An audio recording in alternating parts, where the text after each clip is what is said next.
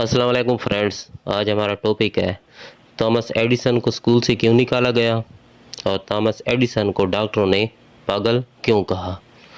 لیکن ٹاپک شروع کرنے سے پہلے جس نے میرے چینل کو سبسکرائب نہیں کیا وہ سبسکرائب کر لے تاکہ میری ہر نئی آنے والی ویڈیو آپ تک پہنچ سکے۔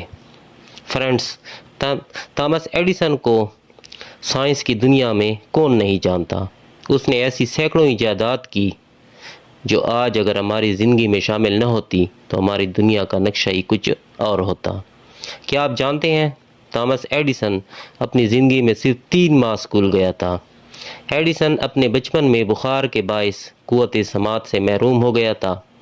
ایک دن وہ اسکول سے آیا اور خط کا ایک لفافہ اپنی والدہ کے ہاتھ میں تما دیا کہ یہ استاد نے دیا ہے کہ اپنی ماں کو دے دو۔ ماں نے کاغذ کھول کر پڑھا تو اس کی آنکھوں میں آنسو آ گئے۔ خط پر لکھا تھا کہ آپ کا بیٹا انتہائی کن ذہن اور نالائق ہے، اسکول میں مزید اس کو نہیں پڑھایا جا سکتا، لہٰذا مہربانی کر کے اس کو گھر میں پڑھائیں۔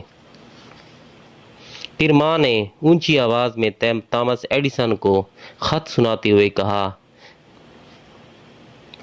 کہ تمہارا بیٹا بہت جینیس ہے، یہ اسکول اس کے لیے مناسب نہیں ہے کیونکہ یہاں اچھے استاد میسر نہیں ہیں، لہٰذا آپ اس کو گھر میں پڑھانا شروع کر دیں۔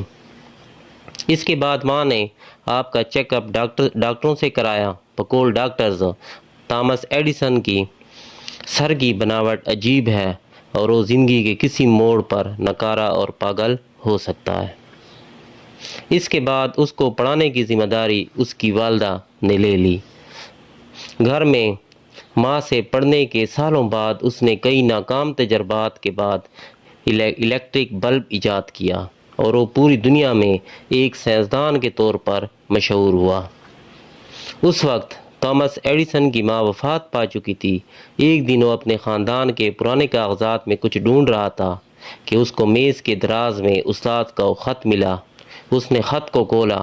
خط پر لکھا تھا، آپ کا بیٹا انتہائی کن ذہن، نالائق اور ذہنی طور پر ناکارہ ہے، ہم اسے مزید اسکول میں نہیں رکھ سکتے۔ خط پڑھنے کے بعد تھامس ایڈیسن کی آنکھیں آنسوؤں سے بھر گئیں۔ روتے ہوئے اس نے اپنا پین اٹھا کر اپنی ڈائری میں کچھ یوں لکھا، تھامس ایڈیسن ایک نالائق اور ذہنی طور پر ناکارہ بچہ تھا، پر ایک عظیم ماں نے اسے صدی کا سب سے بڑا سائنسدان بنایا۔ تھینکس، جاوید خان۔